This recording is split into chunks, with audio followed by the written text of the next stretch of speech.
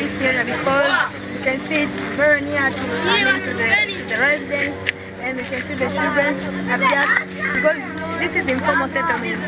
This is informal settlements, and they do lack the playing spaces. So we find that the people, they are trying harder to find where they can play, and people also, they are trying where to throw their rubbishes.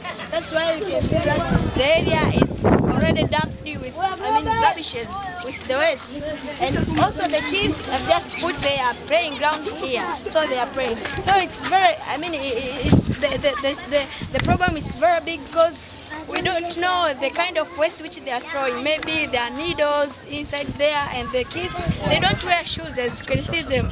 So they're just, they're just playing without wearing shoes. So that's very bad to their health. Another thing is that there is a need of putting maybe a collection point around this area, not so close to the residents, but aside, so that maybe you can have a kind of container, a big container, which they will just accumulate the rubbishes into it, and then the city council, they might make a trip of coming to pull that trailer so that they can go to throw the waste to the dumps. So the area will be safe. So there is a need of improving this area. So by putting the containers, we find that we could get the space for the kids to play, and also the environment will be clean.